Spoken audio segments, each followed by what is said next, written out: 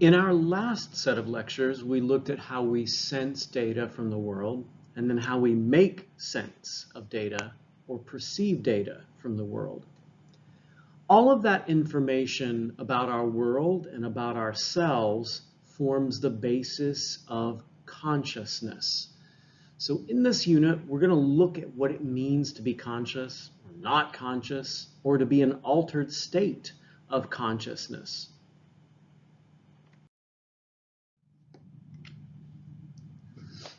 Our perception of ourselves and the world around us creates our consciousness. So we rely on data from our environment to give us information about us, about people in that environment. We rely on that data and our understanding of our own bodies to think about who we are. And together that makes us conscious. It makes us aware of ourselves and our surroundings. The brain, though, can have many states other than just being conscious. For example, there is subconscious, meaning there is no conscious awareness. Sub means under. So if consciousness is here, sub is just under. You might recall from the last set of lectures, we looked at something called subliminal threshold. So when things are sub, they're just below. They don't cross over into awareness for us. And so for us to talk about subconscious means that we lack awareness of certain processes that are going on. They're happening, we just aren't consciously thinking about them. And we don't have any awareness of them. But there's also non-conscious, which is body processes that are going on that you don't really even think about because you kind of don't need to. So much of your brain activity is non-conscious activity because your brain handles that without you having to process it and think about it. When you are, walking down the street, you don't have to do the physics and the mechanics of moving through space in order to be successful at that. Your brain handles that. The brain is a very efficient parallel processor when you are not consciously controlling and thinking about things. And it does so well at that sometimes you surprise yourself by having a thought that you realize just came out of nowhere. And you're like, where did that come from? How is my brain generating that all the time? So keep in mind that we are not aware of everything that's going on. So much of the brain, so much of the subconscious and non-conscious activity is just happening without us actually doing anything about it. An interesting state of awareness of ourselves and others can be created through hypnosis. Hypnosis has been extensively studied in psychology. There are lots of different theories of why people can be hypnotized and under what circumstances you can hypnotize someone. It typically works on the most suggestible. That is, you have to have the ability to be entranced and enthralled by the hypnotist. And so to listen to that hypnotist and take in what sort of mental images that they're suggesting to you. If you are very good at visualization, sort of going into your thought space and picturing things, then probably hypnosis will actually work on you more so than people who don't readily engage in the mental universe, the imagery that they can create. And in fact, there are some people who can't create mental images at all. That's known as aphantasia, which we can talk about later in another unit. Research has shown that hypnotism does not result in a loss of self-control. We have done extensive scientific studies to show that people don't just lose all their will and they become zombies under the control of this master manipulating hypnotist. That in fact they are aware of what's going on and they can make decisions that protect themselves and others from harm. Lots of hypnotists have been, over the last, I guess, 100 years or so, been interested in hypnotism as a way of modifying human problems and difficulties. Stress, smoking, obesity, memory loss, things like that. So, can it be used to relieve pain? It turns out, yes. The relaxation involved, the use of mental imagery involved can actually modulate your experience of pain. And you might recall from our last set of lectures, pain can be purely a brain phenomenon and not just a physical phenomenon. So hypnotism may help us through the relaxation and through the relaxing of our minds to focus on things other than the pain. Can it cure addictions? Sadly, no evidence to suggest that it can cure addictions. So hypnotism for curing some kind of like smoking addiction, not likely to do anything for you because those are chemical in nature. Those are modifications of your brain chemistry, and generally no amount of relaxing and mental imagery will help with that. How about anxiety? Yes. The mental imagery, the relaxing, all of those aspects of hypnotism can in fact help you with your anxiety. You can almost do this to yourself. Monks and other spiritual people around the globe are capable of putting themselves into an almost trance-like state, sort of like hypnotizing themselves. And this does, in fact, modulate your anxiety about controlling your experience with the world.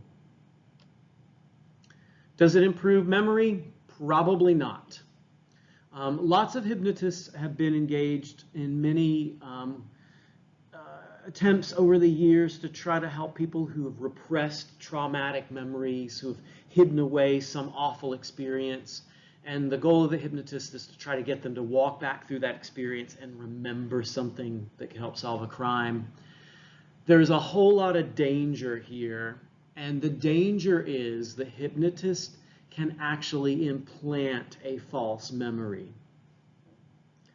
The hypnotist, by asking certain kinds of questions, leading people to certain kinds of conclusions, can in fact alter a person's memory and make them remember things that actually are not true. So this, of course, is not going to be useful in court or in testimony of any kind because you can't rely on it as truthful, scientifically credible. Another kind of state that our bodies enter in is sleep. It's a very important one for us. And then as a sort of corollary to that, dreaming. Another one which we are fascinated by and have been fascinated by for thousands of years. So what's the experience of sleep like? What are dreams? Do they mean anything? Well, let's find out. In order to talk about the idea of sleep and dreams, we need to first talk about your rhythms. Your body has around a 24-hour cycle of processes known as a circadian rhythm. Circadian literally means around about a day. Circa in Latin means around, and dia is day. DM is the actual Latin word. DA is DM. So around about 24 hours, every 24 hours, you go through a cycle of certain body processes. These are regulated by something known as the suprachiasmatic nucleus, part of the hypothalamus, and it takes in signals from light and uses those signals to regulate your body clock on the inside. So this can be manipulated. Our use of phones and light on phones, our experience of light at night, can fiddle with the suprachiasmatic nucleus's gathering of data. So if you are experiencing trouble with sleep, trouble with having regular body rhythms, you might want to try cutting out light in the evening. If there is light available, get rid of blue light. Red is much better as a source of light for you. So for example, my hallway, my lighting that I have to make it easy for me to find my way to the restroom at 2 a.m. is set to red rather than blue. Now you can also fiddle with this body clock through travel. This is jet lag, and it's the experience of traveling in a way where you get to the destination and the time is now different. Because humans have established a regular set of zones of time, by moving across those zones, we lose hours or gain hours. When we lose hours, that is more disruptive. Gaining, obviously a good thing, right? But losing time means that we have now been sort of put into the experience of it's 3 hours that sort of are gone from our experience. And so jet lag is that process, that experience that disrupts your body clock. You kind of have almost a yearly form of jet lag every time we spring forward and lose an hour of sleep. And I am a huge advocate for getting rid of that because the spring forward is disruptive, higher incidence of heart attacks, lower job productivity, more accidents, just from the loss of an hour. So I would say we need to get rid of that. No more of this changing our lives twice a year. Though the falling back, the gaining an hour, is not so bad for us. Here we have a 24-hour clock showing the various body rhythms that occur in that 24-hour period. So noon, 12 noon at the top, midnight here. You can see that in the early afternoon, in terms of like sportsmanship, most people experience their greatest reaction time, coordination, cardiovascular efficiency, and muscle strength. As we start making our way around into the evening, we're going to see that people will start having spikes in body temperature. I often feel hottest right before I go to sleep, in that sort of hour before that happens. As you're getting ready to go to sleep, your pineal gland will release melatonin, signaling the onset of the sleep cycle.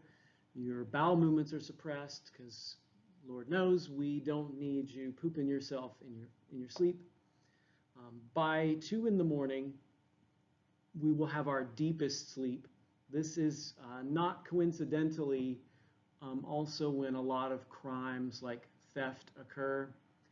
Car-based theft in particular, because people are harder to wake up, and therefore criminals know that people who are between 2 and 4 in the morning are going to kind of be zonked out. You'll feel the coldest in the hour and a half before you generally start waking up in the morning. This is an adult, by the way, not a teenager.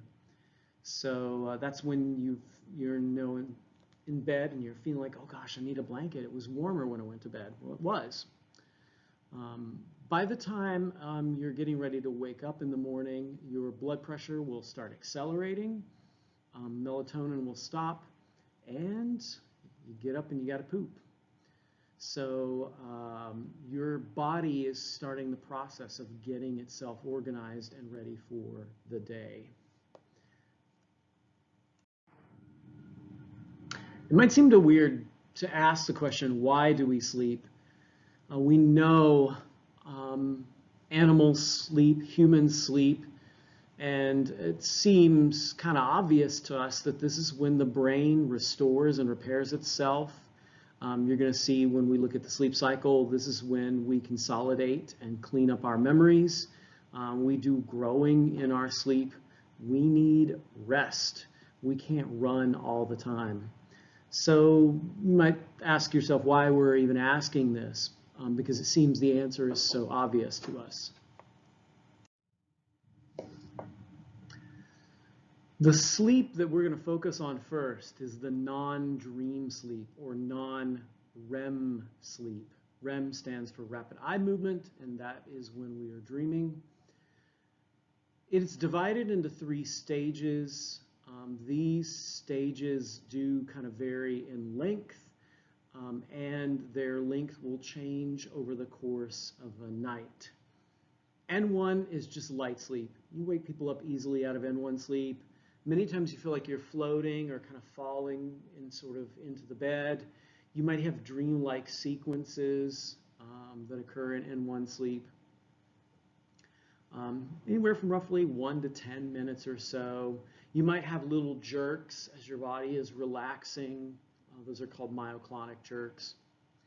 As you look at N1 sleep, you can see it's from this graph of brain activity, it's pretty tight. There's a lot of movement. It's certainly not as excited as awake. Notice the awake stage up here. Lots of activity and movement going on. But N1 is still pretty active. The brain's still doing a lot. As we go to N2, notice that the waves start changing. They become a little bit more erratic, irregular. They'll have little clusters and then giant spikes as bursts of electrical activity are happening. And your body is descending further into sleep. Typically, you'll see that some skills are processed into sleep. So skill-based or procedural-based kinds of learning. And this can last anywhere from 30 to 60 minutes. It used to be in older psych textbooks that they would have stage 3 and stage 4 sleep. We now just call it N3 sleep, just one stage. This is your deepest sleep. And you'll notice the waves are much bigger. There's a lot more distance between each part of the wave. So we're getting wavier motion instead of really tight motion. Typically N3 is the deepest sleep. So it is harder to wake people out of this. You'll find that factual memory, memory of the day, things that you've learned during that day is enhanced and consolidated, and it can last anywhere from 20 to 40 minutes. Dream sleep, or REM, rapid eye movement sleep. We've understood that people dream for thousands of years. It's a common cultural experience. But understanding how it happens and when it happens has been really a subject of the 20th century. Researchers noticed that people in REM had their eyes moving about underneath their eyelids, woke them up and asked them what was happening, and they reported dreaming. So that's how we come to understand that REM is dream sleep.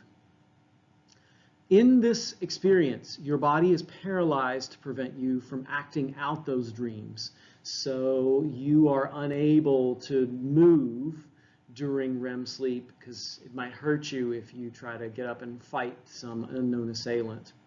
There are people with REM behavior disorder who do not stay paralyzed during REM sleep, and they can actively hurt themselves.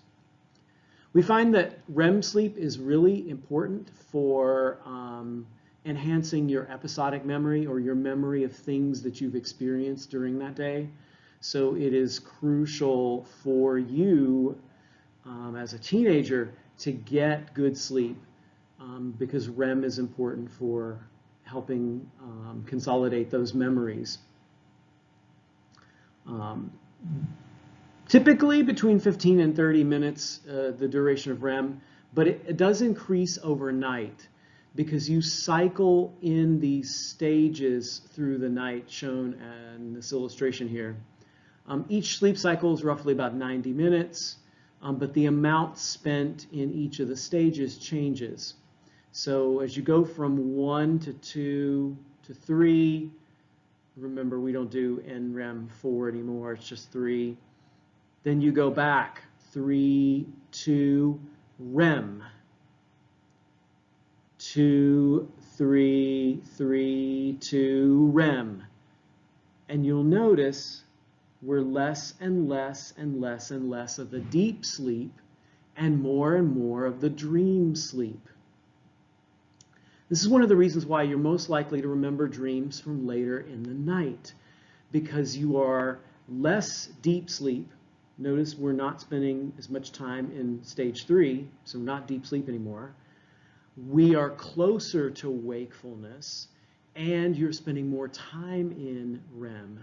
You're more likely to remember those early morning dreams.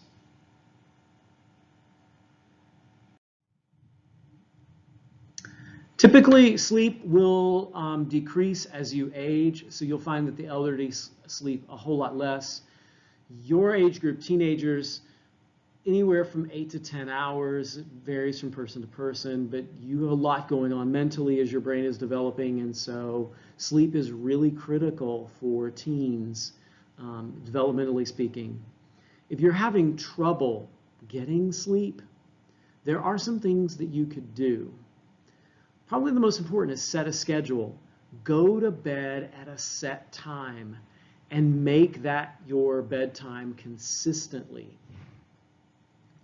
It really messes with your cycle of sleep if you are inconsistent about getting up and going to bed. So keep a schedule. Eliminate light. The brain sets its internal body clock based on light cues.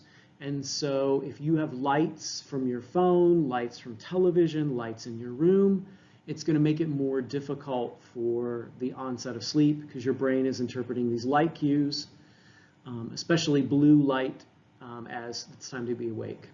If you need a light, like a night light or some kind of light from a clock or something, red is better. Avoid alcohol. As teenagers, you definitely should. It's not legal. But as adults, you should as well. Alcohol does not really put you to sleep. Now, it does make you pass out as it's affecting your brain function, but it in fact inhibits the amount of REM that you're getting and messes with the overall quality of your sleep. So it's not a good solution for trying to get some rest. Try also relaxation techniques. If you're having trouble getting to sleep, besides taking over-the-counter melatonin or Benadryl, you can focus on something that is relaxing to you, kind of like a guided meditation or like the hypnosis activity we did earlier in this unit. And that relaxation can help prepare your body for rest. Some other tips include using your bed only for sleep so that you associate it with sleep and rest. Don't use it for other activities because then you'll associate it with those activities like playing games or doing homework, etc. Can be very helpful. If you have trouble with any of these areas of getting to sleep, you still might want to see a specialist in sleep disorders. An important part of human culture for thousands of years has been dreaming and what dreams mean. We've been fascinated by the content of our dreams, the feelings they evoke. We know that age and gender make a difference. It turns out children tend to dream more about animals than adults do. It turns out that men, strangely enough, have more dreams about other men than women do. When you catalog all the various dream contents that people reported in studies, they're pretty universal for a lot of us.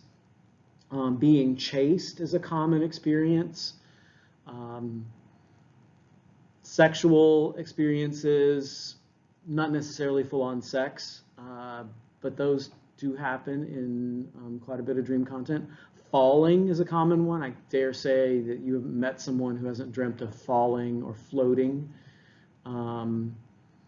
School, because obviously you're going to dream about places that matter to you and where you live. And so I dream about school. Often my school dreams are about the copiers not functioning or me being late for a class. Sometimes we dream about death, dead people, frustration dreams about trying to do things that aren't working out, that don't make sense, and we can't fix them. So it's definitely an indicator of our frustration. Flying, oftentimes I'll dream sitcoms. I'm fascinated by tornadoes, so I like at least twice a year have a dream about tornadoes and being in the midst of tornadoes. I've dreamt typically in the morning walking a path. This will often be the last dream that I have before I wake up. I'll be walking a road, a path through a forest. And so we very much have dreams that are unique to us, but also a lot of them are fairly similar across time. The question is, what do they mean? If you understand dreams to be about things that are important to you in your life, then the meaning becomes relevant to experiences that you have.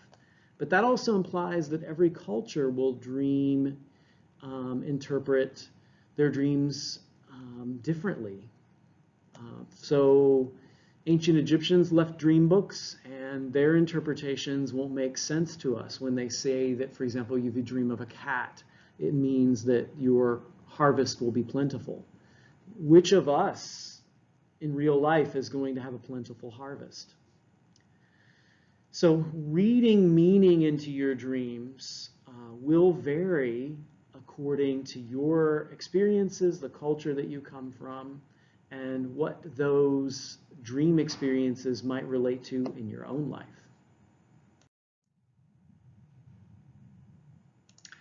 We've, of course, been interpreting dreams for quite some time in the ancient world, but it's really Sigmund Freud who gave us a lot of the language that we use now to talk about dreams, because dreams for Freud essentially were about fulfilling things that we wanted, our deepest desires. So dreams became a sense of wish fulfillment. I want this, so I'm going to dream about getting it. And for Freud then, the dreams were the royal road to the unconscious. That would tell you what someone's unconscious desires were, because in dreams they would let themselves have those things that they couldn't consciously talk about or consciously address. Freud also gave us language to talk about the surface details of the dream versus the underlying meaning. And he compiled lots of dream interpretations for therapeutic use. Those interpretations, of course, are very cultural now because they wouldn't make sense to us. They were bound up in 19th and early 20th century Victorian culture.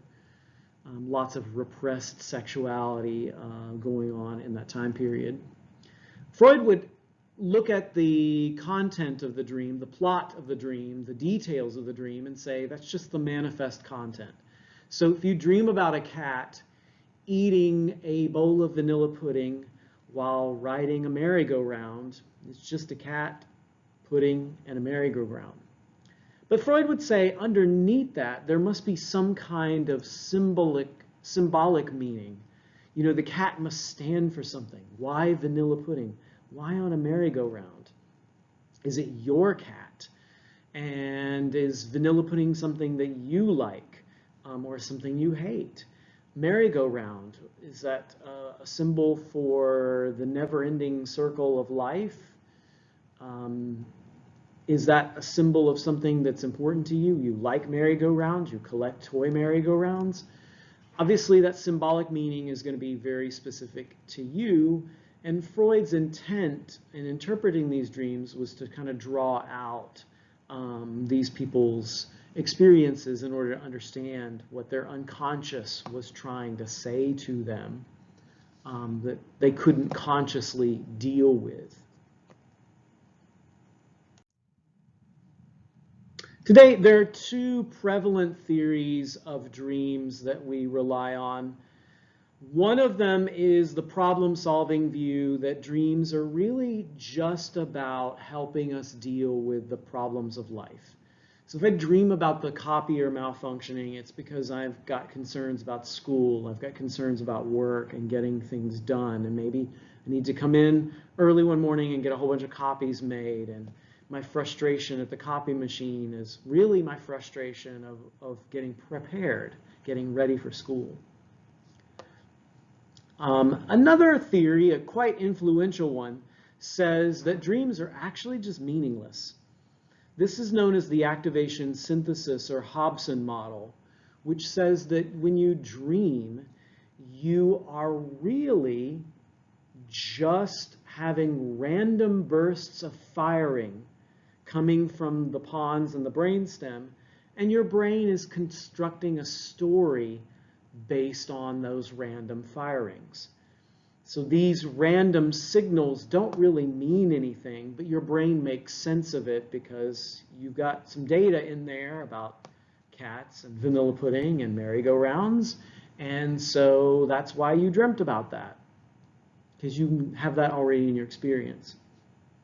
So if you take the Hobson model for what it's worth, it suggests really that dreams don't really have any value at all interpretively because it's just random and the brain is trying to make some sense out of it and tell us a story.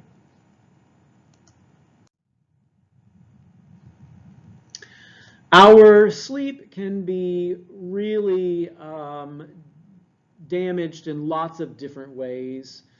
Like people with fetal familial insomnia, for example, can't sleep at all and usually die within about 5 years of the onset of that disorder. Most of us, of course, don't experience that depth of difficulty with sleep, but we are familiar with the idea of not being able to go to sleep, not being able to stay asleep. And in psych, we call that insomnia. When you have this difficulty, there are lots of ways that you can treat it. People sometimes will turn to sleeping pills. They often do have a high rate of addiction. Some of the newer kinds of sleep medicines that you can take out there have a much lower rate. Some of them interfere with your REM sleep, and that's not a particularly good thing because you need dream sleep. You need it.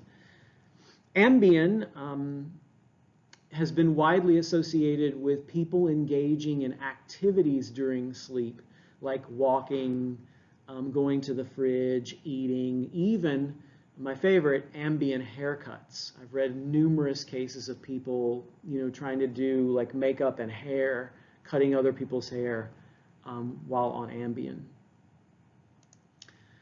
Melatonin is popular. It's increased in popularity over the last 10 years, but there's not a whole lot of evidence to suggest that it's going to be a permanent fix for insomnia, because melatonin's job is to signal the onset of sleep, to tell your brain, hey, time to go to bed. And so it gets the brain into that state of going to sleep. But melatonin won't keep you asleep. So chances are good melatonin will like knock you out for a little bit, maybe one sleep cycle, but you'll probably wake up later if there's an underlying problem that causes your insomnia. You want to take it about 30 minutes before bed. There are some studies to show that if you want to really adjust your cycle, your sleep cycle, to deal with some other persistent difficulties, you might take it as early as 5 p.m. Before you want to go to bed. Benadryl, Probably the most powerful thing that you can take over the counter for insomnia. Obviously, Benadryl works as an antihistamine. Histamine is the chemical in the brain responsible for wakefulness. So antihistamines will turn off that chemical that causes wakefulness and produce sleep. And so people do sleep well on Benadryl, but it does dry you out. It leads to constipation. And some people after a while don't respond to it anymore. So it might not end up being a long-term solution for them. Other people turn to alcohol, but alcohol is a really bad idea because it will interfere with your dream sleep. And it may, of course, produce sedation because that's what it does. It's a depressant in the nervous system, but it will not give you quality sleep. So those 2 glasses of wine before bed probably will cause more trouble in the long run in terms of dealing with your insomnia. Some other disorders of sleep include things like sleep apnea, which is a situation that's particularly serious because you stop breathing temporarily. And as a result of not breathing, it forces you to wake up. And so people with sleep apnea get really poor quality sleep. Typically, we see this in people who are overweight, and therefore they have much more likelihood of engaging in sleep apnea. 4% of Americans, roughly about 4% of Americans have it. You can see this person wearing a mask, and that is the typical route to go for dealing with sleep apnea. It's called a CPAP. So it will provide you with oxygen while you're asleep, and your quality of sleep will improve.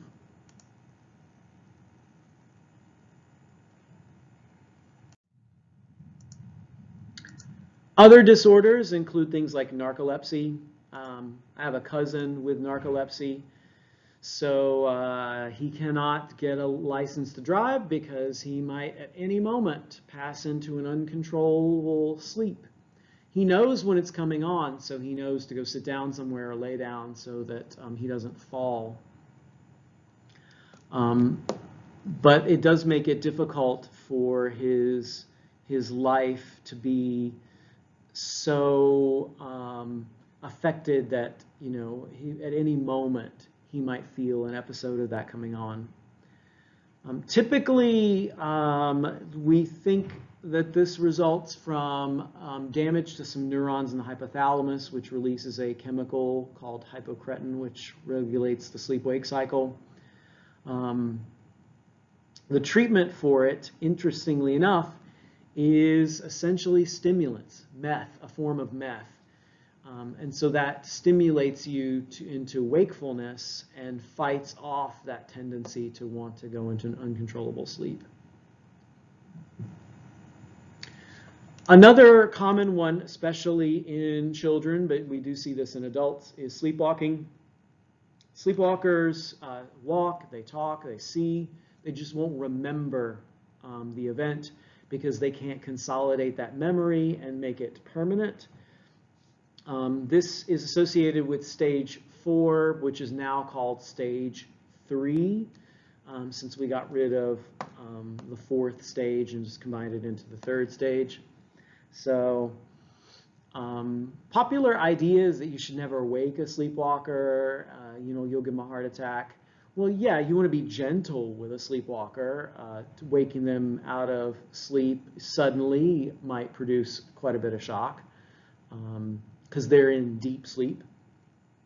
However, you're not necessarily going to, hurt them if you gently lead them to where they need to go, get them back in bed safely and quietly. Night terrors. Stage 4, formerly, now called stage 3. Night terrors are horrific, awful experiences where people seemingly cannot transition from one stage successfully to another. So it's very deep, slow wave sleep where the attack might be 5 to 20 minutes, where you are aware of this deep, horrific feeling of fear and dread. In European tradition, they used to say that it was a witch sitting on your chest. And you have rapid breathing, awful like screams, horrific experiences as a result of these terrors. It's pretty rare in adults, but about 1 to 6% of children experience night terrors that are not the same thing, by the way, as nightmares. Nightmares occur in REM sleep and are often recalled vividly in the morning. Night terrors are rarely remembered in the aftermath of the night terror because you can't consolidate the memory and then have it be accessible to you later in the morning. Around the world, various cultures look at things like night terrors and attribute that to demonic influence, witches, all kinds of horrible things that happen to you. These can be so severe in some cultures that people have been known to have heart attacks as a result of the terror.